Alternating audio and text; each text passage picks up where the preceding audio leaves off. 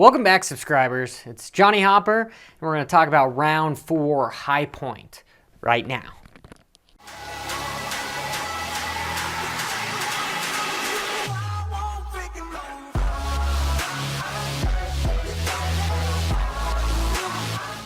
So just getting into qualifying, I expected there to be more guys qualifying too. There always is on the East Coast. Every time I went to the East Coast, it was always harder to make the motos because there was better competition per se. There's more riders.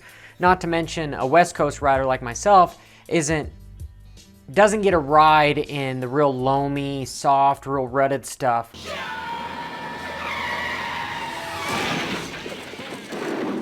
All the time, because the majority out on the West Coast is fairly dry, hard packed. So not to mention we're at elevation. Then you go to the East Coast, you're more at sea level, bikes are more strong, and there's a lot more ruts involved. But there was 80, was there 80?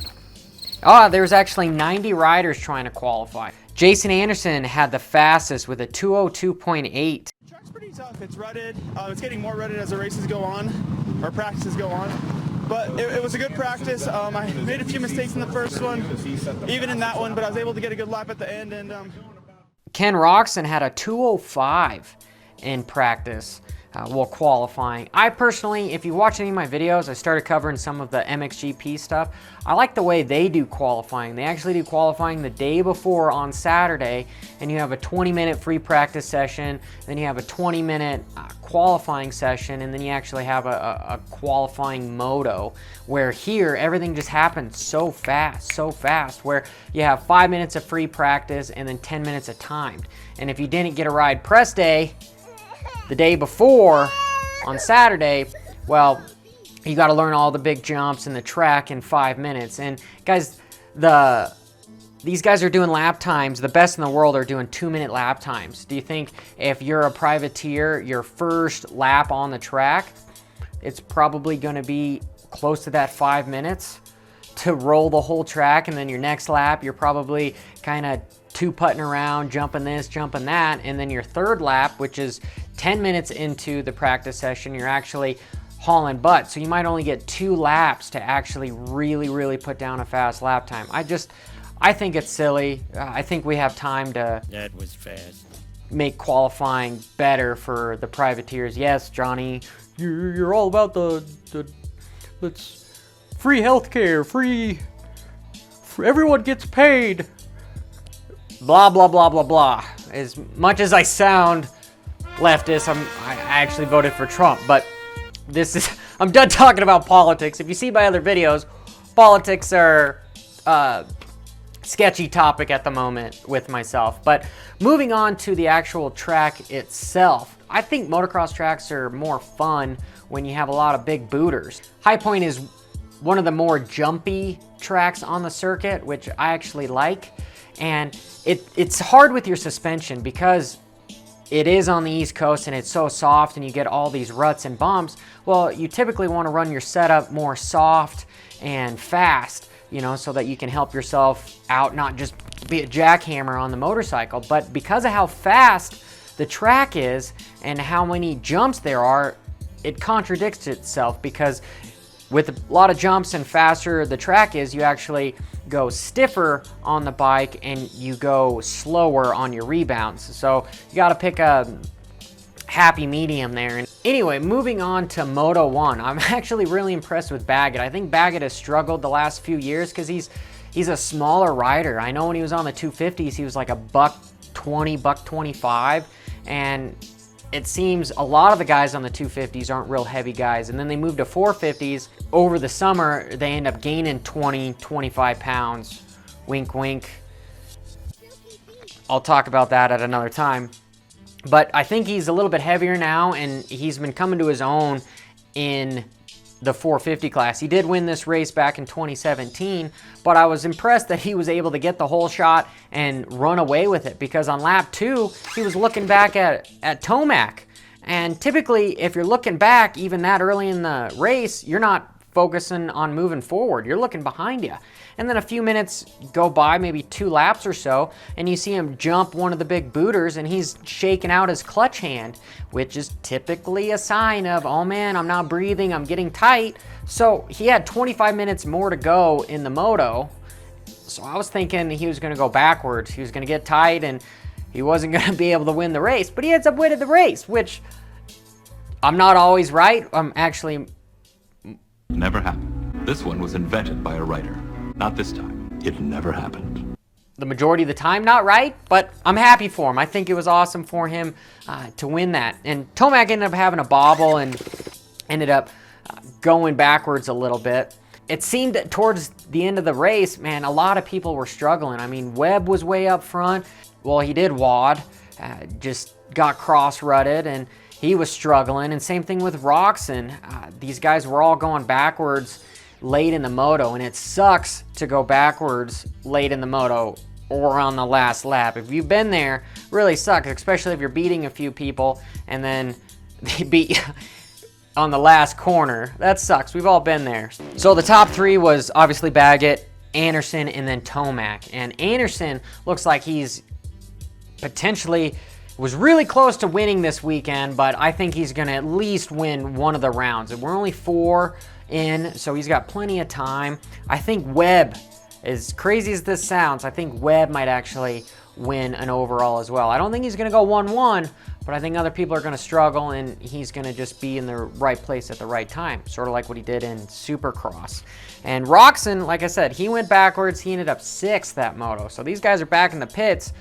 Probably, hey, the track changed. We need to change the suspension, something to try to get them moving forward for Moto 2. And speaking of Moto 2, so Webb ends up getting the whole shot and actually leading the majority of the race. I think he didn't get passed by Roczen until the 20-minute mark or so. And Baggett, honestly, if you look at the replay, he was right around 3rd place around that first corner. And Marvin looks like he swings from way inside to outside, and they just he runs in the back of Baggett. And I don't know if that screwed up Baggett's forward momentum, and a bunch of guys got around him, and he went from 3rd to 10th or so. I'd have to kind of look back at the replay footage. But Marvin, he looks like he went down pretty hard, and in 12 minutes he was able to catch back up to 13th place. And what I'm about to say might piss off a lot of people, but I'm used to it, all right? This is why I have my YouTube channel, so I can say whatever the fuck I want. Nothing to go against the privateers. I just think these factory bikes are so incredibly fast that in 12 minutes, you think about 2 minutes a lap, we're looking at 6 laps, he's able to go from 40th place to 13th. And a lot of these privateers are struggling just to even make a point, get inside that top 20. And some of these privateers that I know that are right around that 20th place, these guys are extremely talented and bully this bitch. Go to a local race or anything, they're like gods because of how fast they are. And I think it has more to say about how impressive the factory equipment is than the rider itself.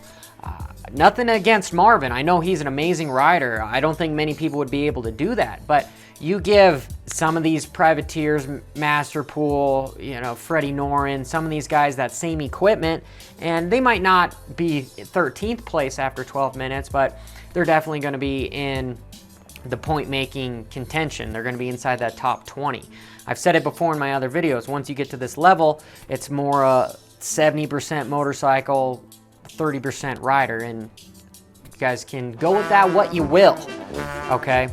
Baggett ends up falling down really, really hard. Just looks like he gets smacked into the dirt right around 7th place, and I think that screwed him up the whole moto. He was having a really, really good race going, especially after winning Moto 1. You hate to see a guy go from top of the world to, I think he finished 15th that second moto. Roczen ends up turning it around from his 6th place finish in Moto number 1 and ends up getting around Webb after like that 20-minute mark. Webb, I'm super impressed with him. This guy Like I said, he struggled that first moto, but he ended up turning around second moto and was winning the majority of the race. He ended up finishing third, and it looked like he might have been able to hold off Tomac for second, because right around the last couple laps, Tomac was able to get around and actually get the overall.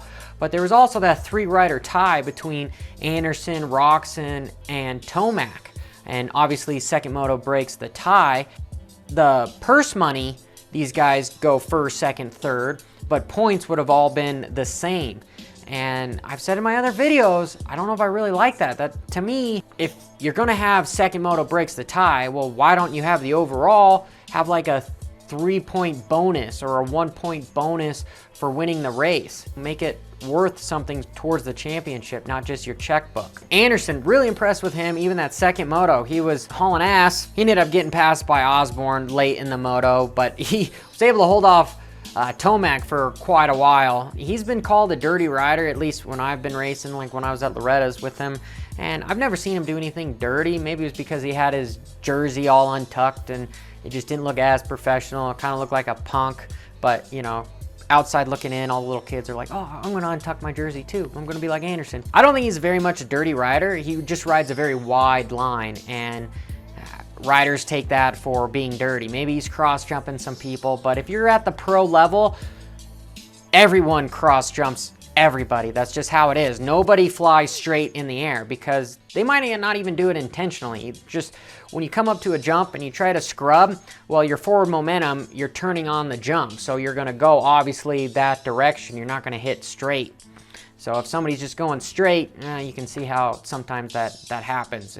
But it seems like the championship, we've got a pretty good battle going for the spot. We've got Tomac, obviously Roczen is in it, Anderson is in it, Webb looks like he's joining it. Baggett, I think he's gonna have some good moto finishes here later on. Who do you guys think is gonna be the wild card moving out? And who do you think is actually gonna win the championship? Is Tomac gonna be able to make it 3 in a row? We'll see. Anyway, guys, thanks for watching. This is Johnny Hopper. Until next time, maybe watch some of my tutorials, and I don't know what else to say. So, thanks.